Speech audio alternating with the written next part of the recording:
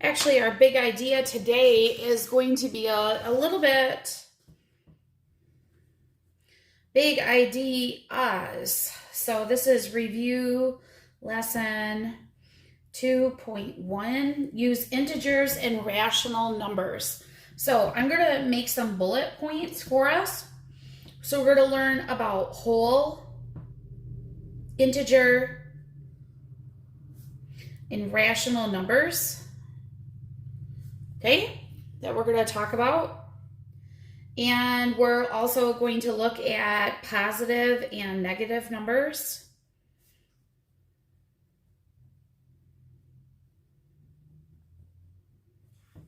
And on the number line. And we're also going to look at absolute values.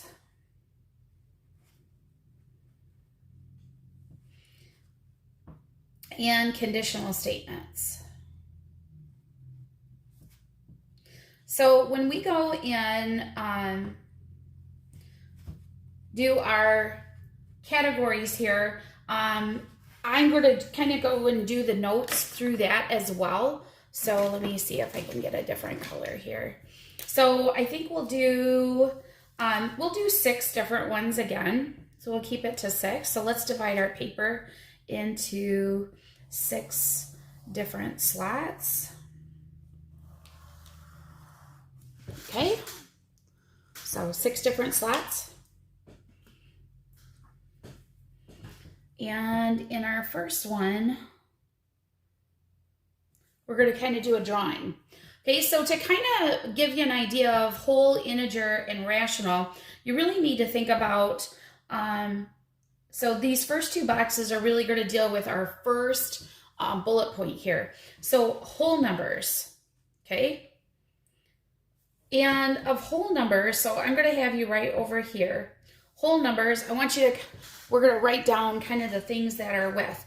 They are positive numbers. They include 0,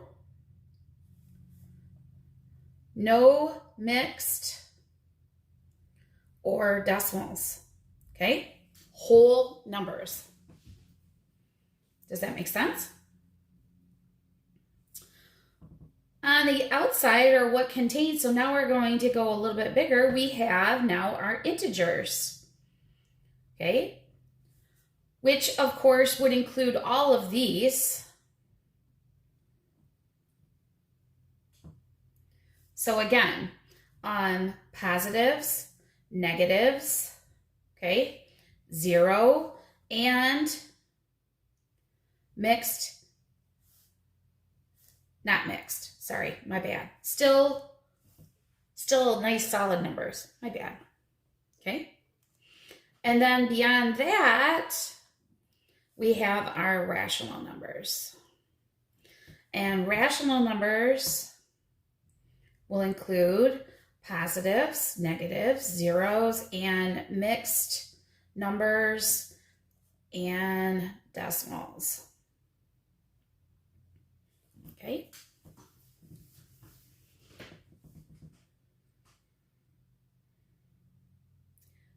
So I thought what we'll do is I'll give you some numbers here and we'll go through at the top here. So let's do this. So we'll do whole, integer, and rational. Everybody see that okay? All right, so let's see. Let's do a half. Okay, a half. Is that a whole number? Oh, no, silly. That's a half. Is it an integer? No, I still can't use that. Is it rational? Yes. Awesome. How about 5? Well, is 5 a whole number? Well, yes, it is. So notice if it's whole, it's got to be an integer and it's got to be rational. So you see if you click here, if you write here, all the rest of them kind of come along the way. All right. How about -3? Well, is -3 a whole number? Well, no, negatives can't be whole numbers, but it is an integer, and if it's an integer, it's got to be rational. So work your way back out of the circle. All right, friends, let's try this last one. How about 14? You try it. Is it whole? Yes. Then it means it's an integer and a rational. Awesome. Okay.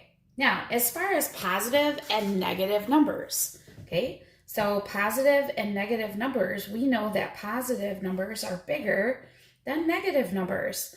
And whenever I'm thinking of positive and negative numbers, I think of a number line, okay? So here's all my negative numbers down here, right? -1, -2, and so on and so forth. Up here we have 1, 2, 3, 4, 5, 6. This way, oops, how about 1, 2, 3? All right, and these are my positives. So if I ask you, so positive numbers are always bigger than negative numbers. So I'm going to ask you what is -3 versus -6? What would you say? Well, -3 would be located right here. -6 is down here. So -3 is bigger. Think about this. Would you rather owe me $3 or $6? Well, that's easy. I'd rather owe you only $3. Okay? All right. The next piece is absolute values. Well, you know what? That whole idea of absolute value is really the distance away from 0. The absolute value is always positive. And it is always the distance away from 0. So I always like saying this. You know, Millington is 7 miles north of Otisville. Okay, so here's Millington. Here's Otisville, 7 miles. This is 7 miles south. And we're also 7 miles from Vassar. Now, do I say I can go -7 miles to Otisville? Well, no, that doesn't make any sense. It's just a different direction. So it's always the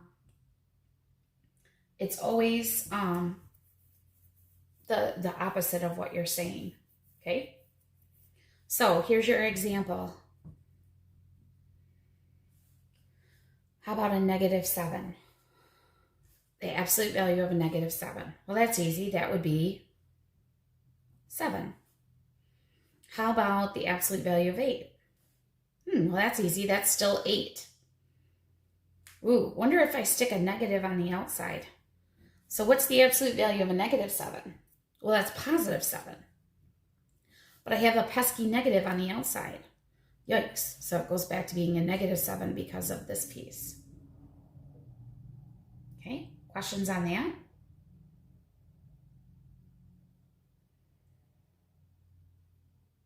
All right. Wonder if I talked to you about something called piece is conditional statements. Whoops, how about I get an I in there? The last piece is conditional statements. And in a conditional statement, there are 2 parts. There are the hypothesis, which I know it sounds like this is this sounds like science, right? There's an if, and there's always a conclusion. You're like, oh, that totally is science. Well, that's the end statement. If this happens, then this happens. Okay, this is the result.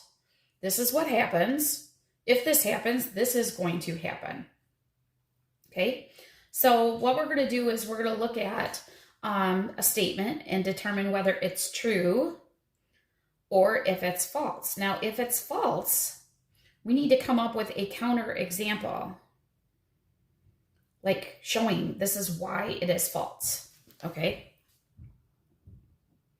Or an explanation of that. All right, so let's try this. If the number is negative, then the absolute value is negative. All right, so if the number is negative, so I'm going to use my markers here. So I'm going to put green as my hypothesis. If the number is negative, is my hypothesis. The conclusion is, well, then the absolute value is negative. So is that a true statement? If the number is negative, then the absolute value is negative. Well, no, that doesn't work. No. So what is the absolute value? You're right. It should be positive, and that is the counter example. Okay? That is the counter example. Okay? That's it, friends, and now it's your time to practice.